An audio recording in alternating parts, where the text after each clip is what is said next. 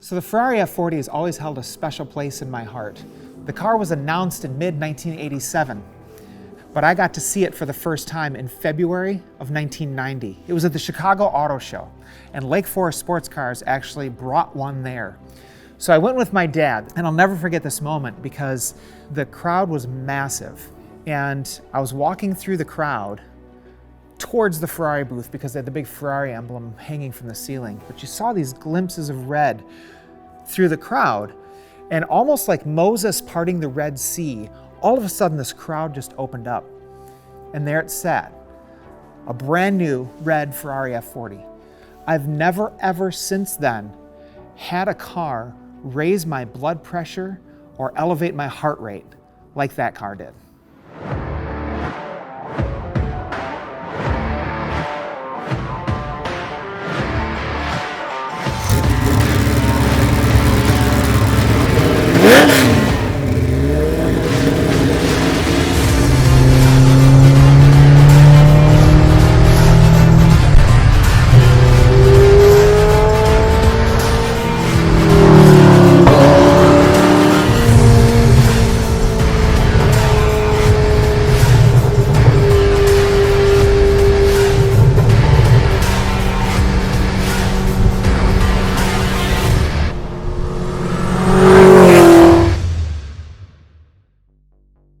And then about 3 years later, I actually had the opportunity to drive an F40.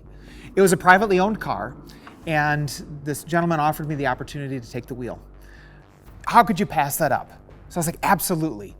And so I'm in the driver's seat, he's in the passenger seat, and we're merging onto an interstate. And he had warned me that the boost is either on or off. And I was like, okay, yeah, I've driven turbo cars, I get it. So we're getting onto an interstate, merging onto an interstate, and there was a minivan. I swear this thing was a mile away. I was in second gear and I punched it. And the car kind of rolled quickly forward and then boost hit. And I had to swerve to miss this minivan. That still resonates to this day, that experience. The car was amazing. So there's a number of differences between a standard F40 and the F40 LM. One of the first things you'll notice is that the little NACA ducts on the hood here have been replaced by this massive air extractor. Also gone are the pop-up headlights of the standard F40, replaced by these fixed guys under plexiglass. And this whole front end is actually quite a bit wider, which gives you a little bit wider rubber on the front end here for better handling, and you got a little bit longer lip on the bottom here. And that's all track-oriented for more downforce.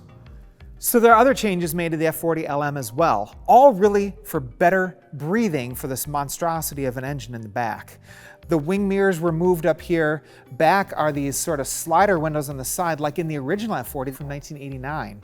But they also had to change all this ducting here on the side, again, to better channel air in and around the chassis. And of course, one of the most obvious differences between a standard F40 and the F40 LM is this beautiful wing right here.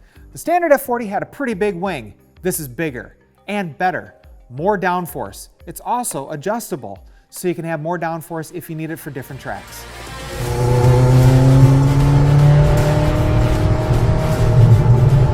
So this is it. Ferrari F40 LM spec. So Ferrari technically never made any F40 LMs. Another company that did Ferrari's race cars did. Michelotto out of Padova. They only made 19 F40 LM models. The cars were pretty fantastical.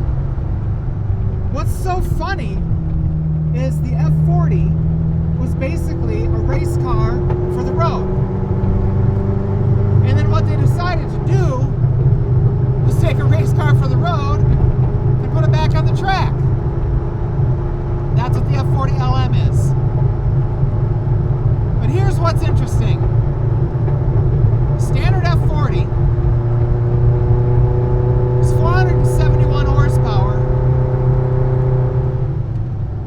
It's got two IHI turbos.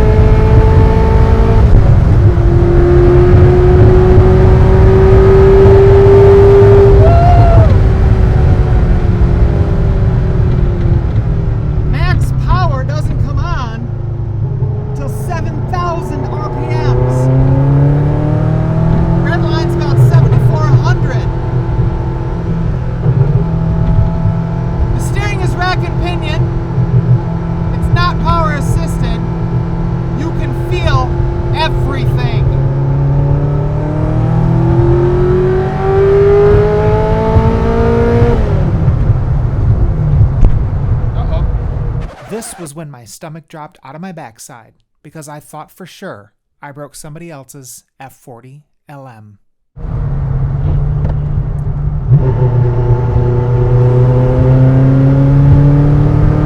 Something happened with the clutch there.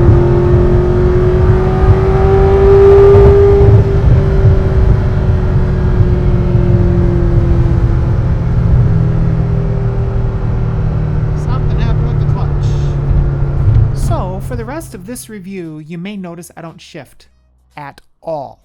The car was stuck in second gear and only second gear with over 700 horsepower on tap at Road America and over 4-mile long road course. This was literally the only day we could film this car. One shot and done. But sometimes you just have to roll with it. The brakes are unassisted. They actually have really good feel. The throttle is on again, off again.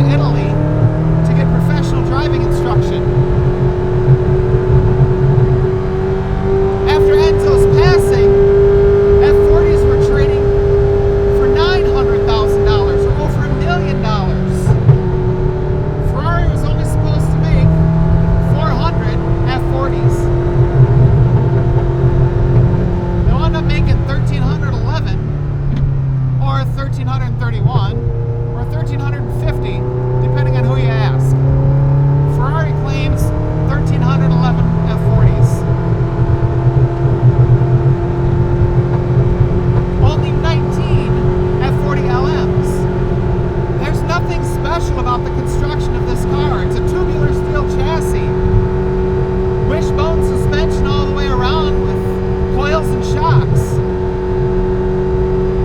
It wasn't really highly technical like the Porsche 959 was of the same era. This thing is just a brute force.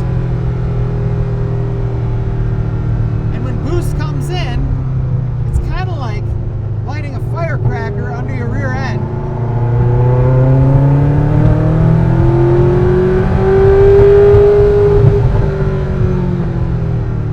The whole thing sounds magnificent. You can place this car unbelievably well.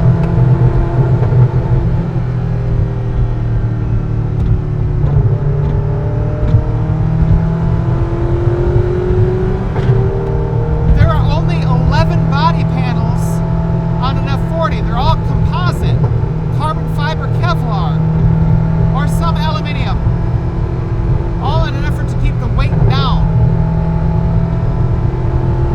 The dry weight of an F40 is just over 2,400 pounds. So wet, you're probably 2,600, 2,800 pounds. The inside of the LM is very similar to a standard F40. You got this sort of gray cloth material, almost like Alcantara. A couple of gauges, one for fuel, one for temp, one for turbo boost.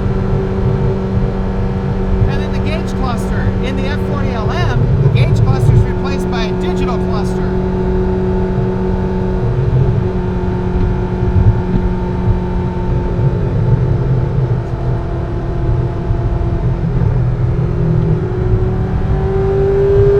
The handling is amazing.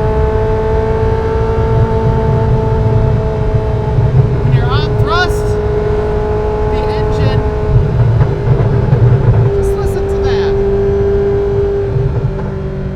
Back pressure. After a painful 2 laps locked in second gear, I gave up and pulled into the pits.